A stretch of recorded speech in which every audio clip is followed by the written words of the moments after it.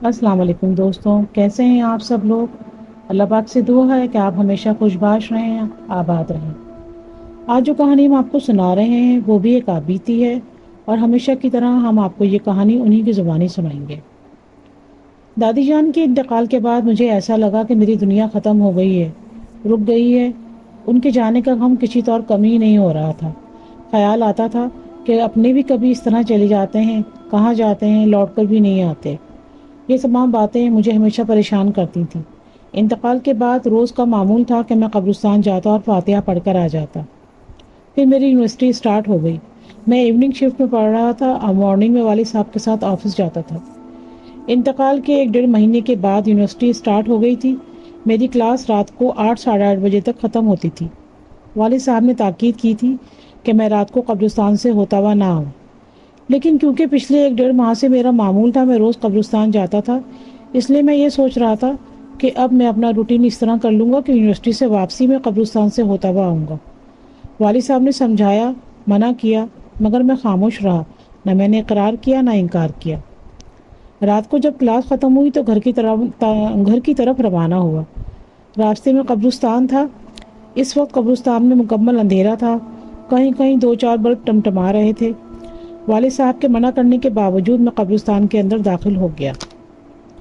قبرستان کا ماحول یکسر تبدیل تھا، کیونکہ میں ہمیشہ دن کی روشنی میں آتا تھا، کچھ دیر تلاوت کرتا تھا اور چلا جایا کرتا تھا۔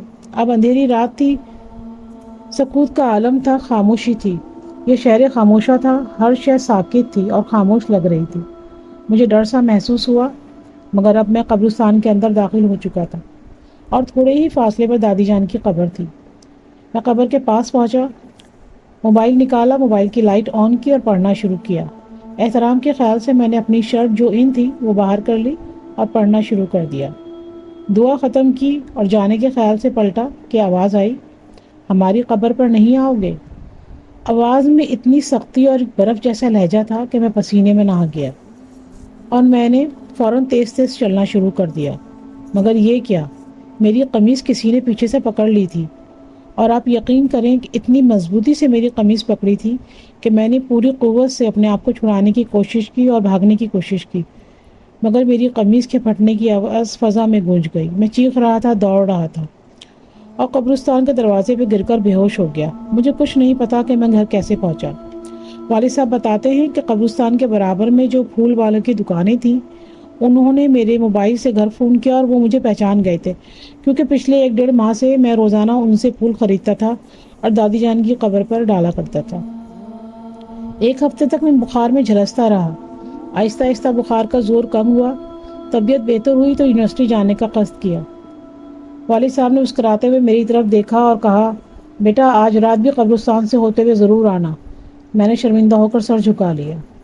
سچ یہ ہے کہ دن کی روشنی میں قبرستان کا ماحول کچھ اور ہوتا ہے، اور رات میں اس کا ماحول بالکل ڈیفرنٹ ہوتا ہے، اتنا وحشت زدہ کہ کچھ سمجھ میں نہیں آتا۔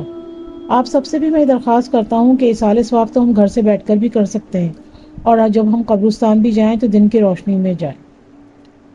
اچھا دوستو، یہ ہماری آج کی کہانی تھی۔ آپ مجھے بتائیے گا کہ آپ کو یہ کہانی کیسی لگی۔ کمنٹ باکس میں اپنی رائے کا اظہار ضرور کیا کریں، ہمارے چینل کو سبسکرائب کر دیا کریں اور ہماری اسٹوری کو لائک بھی ضرور کیا کریں۔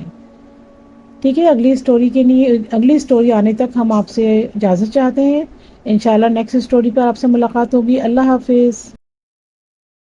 Thanks watching. Don't forget to subscribe and hit the bell icon.